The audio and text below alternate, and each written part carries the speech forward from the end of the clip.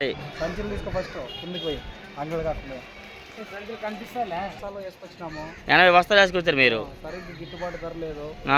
చాలా రోజులు అయింది. రైతులు ఏం దారి పడడం అనేది అర్థం కాదు. ఏ ఏరియా నుంచి వేసుకొచ్చారు? కర్నూలు మంత్రాలయమా? సరిగ్గా గిట్టుబాటు ధరలు లేవు మార్కెట్లో.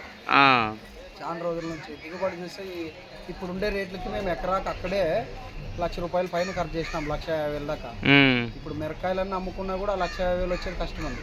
అదేలే, పెట్టుబడులు ఎంత అయినాయి? 1,50,000 అయింది ఎకరానికి. మరి కిరాయిలు ఇవన్నీ కలిపి క్వింటాల్ మాకు వస్తుంది ఎకరానికి. 20 క్వింటాల్ అయితే 10,000 12,000 పోతే 2 లక్షలు వస్తుంది. 50,000 రైతు కష్టపడి కష్టానికి రాదు. 2 లక్షలు వస్తుంది అంతే. ఇప్పుడు అదేలే, 1,50,000 మందులే ఖర్చు చేసినాం. మందులే ఇంక ఇక్కడికి వచ్చి ఖర్చులని ఇవన్నీ లెక్కేసుకుంటే ఏం లేదు, ఊపిన భోజనాలు ఖర్చులు చేసుకున్నట్టు. అంతేలే. దీనికి బదులు ఏదన్నా ఒక మెయిన్ రోడ్లో టీ స్టాల్ పెట్టుకుంటే టీ స్టాల్ పెట్టుకుంటే అదేలే. పోయిన సంవత్సరం ఆకాశం చెప్పి సంవత్సరం మాట్లాడుకుపోయినా.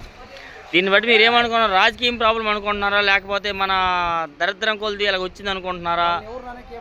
మన దరిద్రమే ఇది. మరి అది మేమే అధిక ఆశ, ఎక్కువ ఆశపడి ఎక్కువ పెట్టుబడులు పెట్టినాం. చాలా మంది ఏమంటున్నారంటే యాడ్ ఏరియాలో ఎక్కువ పంటలు పండినాయి ఈసారి, చాలా మంది ఎక్కువ వేసారు పంటలు, అందుకే అయింది అంటున్నారు. మరి పండింది ఏం లేదు, అట్టేం లేదు. కానీ వేసినాం 10 ఎకరాలు వేసినాం. అప్పుడు పోయిన సంవత్సరం 50 క్వింటాలు పండేవి, ఇప్పుడు 20 క్వింటాలు పండుతున్నాయి.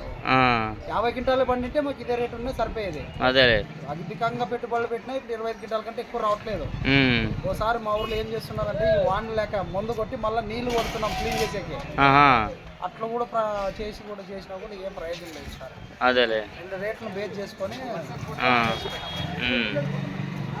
అదేలే, పరిస్థితులు అయితే అలా ఉన్నాయి.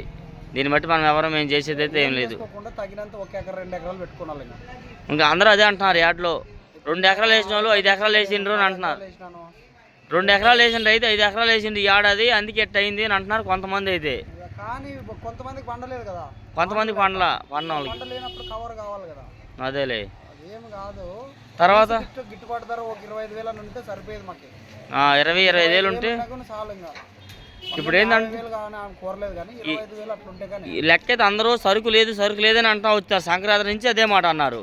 ఇప్పుడు వచ్చింది దాన్ని బట్టి అందరూ ఏమన్నా తెలంగాణ నుంచి బేడగా యాటికి వెళ్ళాల్సిందంతా ఇటు వస్తుంది, ఖమ్మం నుంచి అంతా ఇటు వస్తుందని అంటున్నారు. మరి కనీసం గిట్టుబాటు ధర 25,000 ఉండాలి. ఒక చెప్పుల షాప్ రేట్ ఫిక్స్ చేసుకున్నప్పుడు మాకేమి 10,000 క్వింటంకి. అదేలే, అవును. 25,000 ఫిక్స్ చేసి పెడితే రైతుల కోసమో వేసిన వాళ్ళ కోసమో కనీసం 20,000 కన్నా బేస్ చేసుకుని అమ్ముకుంటాం కదా. అంతేలే, 2.5 లక్షలు వస్తాయి.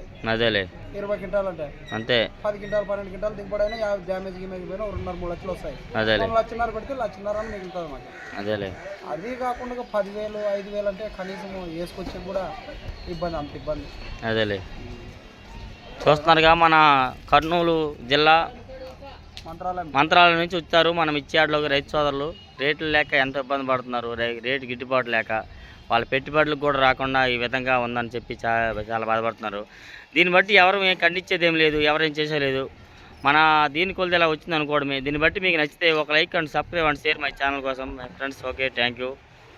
ఓకే.